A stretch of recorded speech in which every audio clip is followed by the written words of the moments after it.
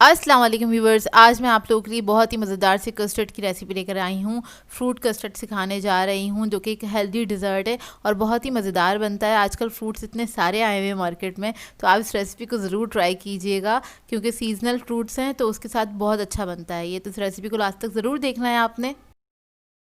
अगर आप मेरे चैनल पर नए हैं तो मेरे चैनल को सब्सक्राइब करें, साथ साथ ऑल नोटिफिकेशन को क्लिक करें। इससे आने वाली मेरी हर नई वीडियो की नोटिफिकेशन आपको सबसे पहले मिलेगी। वीडियो अच्छी लगे तो लाइक एंड शेयर करना ना भूलें। तो चलिए ये रेसिपी स्टार्ट करते हैं। इसके लिए हमें चाहिए होगा 1 लीटर मिल्क लिया है और उसको मैंने बॉईल करने के लिए रख दिया था। अब हम इसके अंदर ऐड करेंगे आधा कप चीनी और आप अपने टेस्ट के मुताबिक भी ऐड कर सकते हैं, कम या ज़्यादा जैसे आपको पसंद हो। इसको पकने के लिए छोड़ देंगे जब तक चीनी अच्छे से डिज़ोल्व नहीं हो जाती। उसके बाद हमें चाहिए होगा आधा कप पानी। पानी की जगह आप लोग दूध भी ले सकते हैं और इसमें हम ऐड करेंगे vanilla custard powder 5 table spoon के बराबर। तो ये हम इसके अंदर ऐड करेंगे और उसको डिज़ोल्व करके रख लेंगे।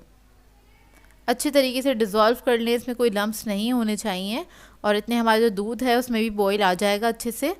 तो देखिए दूध भी अच्छी तरीके से पक गया है। अब जो हमने कस्टर्ड का जो मिक्सचर बनाया था वो हम इसके अंदर ऐड कर देंगे। साथ साथ विक्स से इसको मिक्स करते चले जाएंगे ताकि इसके अंदर कोई भी लम्प ना बने और इसको 1 या 2 मिनट तक ही हमें कुक करना है। ज़्यादा कुक नहीं करते हैं इसको, उसी के अंदर ये थिक भी हो जाता है और अच्छे से कुक भी हो जाएगा। जब 2 मिनट गुजर जाएंगे तब हम इसके अंदर ऐड करेंगे क्रीम। तो क्रीम मैंने ली थी 1/4 कप के बराबर। ये ऑप्शनल है, अगर आपके पास हो तो ऐड कर सकते हैं। इससे एक अच्छा रिच फ्लेवर आ जाता है कस्टर्ड के अंदर। और इसको भी हम मिक्स कर लेंगे अच्छी तरीके से और इसको ऐड करके आपने जल्दी से मिक्स कर लेना है। तो ये मिक्स हो गई है अच्छी तरीके से और कस्टर्ड भी हमारा अच्छी तरीके से थिक हो गया है। फ्लेम ऑफ कर देंगे और इसको कम्प्लीटली हमने ठंडा करना है। 1 से 1.5 घंटा लगेगा इसको ठंडा होने में। और मैं आपको दिखा देती हूँ इसको कितना थिक होना चाहिए और ये ठंडा होने के बाद भी थोड़ा और थिक हो जाएगा। तो ये देखिए बस इतना ही चाहिए था हमें। और इधर हम दूसरे पैन में ले लेते हैं थोड़ा सा ऑयल। 1/2 टीस्पून ऑयल लिया है और इसमें मैं ऐड करूँगी थोड़े से नट्स ले रही हूँ। उसको मैं भून लूँगी। कस्टर्ड के अंदर बहुत अच्छे लगते हैं, ज़रूर ऐड किया करें। तो इधर मैंने लिए हैं काजू, पिस्ता और बादाम लिए हैं, थोड़े थोड़े से ले लिए हैं, हैंडफुल के बराबर लिए थे। और इसको मैं हल्का सा भून लूँगी तकरीबन 1 से 2 मिनट तक। और इससे क्या होता है इसका फ्लेवर और मज़ीद एनहांस हो जाता है, बहुत मज़ेदार लगते हैं ये कस्टर्ड के अंदर।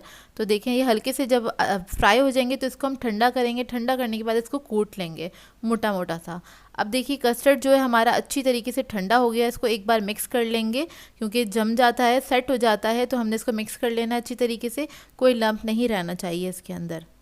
तो देखें इसको मिक्स करके हम स्मूथ कर लेंगे और फिर हम सारे फ्रूट्स ऐड करेंगे इसके अंदर एक एक करके। तो इधर मैंने लिए हैं अंगूर 1 कप के बराबर। फिर मैं अनार ले लूँगी। अनार मैंने लिए हैं 3/4 कप। इसके अलावा हमारे पास है सेब और केले। तो केले मैंने लिए थे मीडियम साइज़ के 3 अदद और सेब ले लिया है मैंने एक बड़े साइज़ का ले लिया था, तकरीबन 1 कप के बराबर होगा और उसे मैंने कट कर लिया है, वो मैं इसके अंदर ऐड कर दूँगी। नट्स ऐड कर देंगे, थोड़े से बचा लेंगे ऊपर गार्निशिंग के लिए और बस इसको मिक्स कर लेंगे अच्छी तरीके से। बहुत आसान सा डिज़र्ट है लेकिन बहुत ही मज़ेदार बनता है ये। तो बस आपने इसको मिक्स करना है। मिक्स करने के बाद आप इसको सर्व कर लें सर्विंग बोल के अंदर, इसके अंदर निकाल लें। जिस बोल में भी आप सर्व करना चाहते हैं इसको निकाल लीजिए। अच्छा, फ्रूट ऐड करने के बाद भी आपने इसको अच्छी तरीके से ठंडा करना है, उसके बाद ही सर्व कीजिएगा क्योंकि ठंडा ठंडा ही खाने में अच्छा लगता है। अब जो पिस्ते बादाम मैंने बचाए थे वो थोड़े से मैं इसके ऊपर स्प्रिंकल कर दूँगी और डेकोरेशन आपकी अपनी मर्ज़ी है जैसे आप करना चाहें। ब्लैक करंट्स ले लिए थोड़ी सी मैंने, वो ऐड कर देंगे इसके ऊपर। थोड़े से अंगूर मैं ऐड कर रही हूँ, थोड़े से अनार और हम चेरी ऐड कर देंगे इसके ऊपर। चेरी से थोड़ा सा इसको डेकोरेट कर लेंगे। तो रेडी हो गया है हमारा ये मज़ेदार सा डिज़र्ट। इसको आपने फ्रिज में रखना है, अच्छी तरीके से ठंडा करें, उसके बाद अपने फैमिली को सर्व करें या फिर मेहमानों को सर्व करें। आई होप आपको ये सिंपल सी रेसिपी अच्छी लगी हो। सो व्यूअर्स, अगर आप लोगों को मेरी रेसिपीज़ अच्छी लगती हैं तो मेरे चैनल को सब्सक्राइब करें, लाइक करें, कमेंट ज़रूर किया करें, शेयर भी ज़रूर किया करें अपने फ्रेंड्स के साथ, फैमिली के साथ। तो मुझे अपनी दुआ में याद रखिएगा। अल्लाह हाफ़िज़।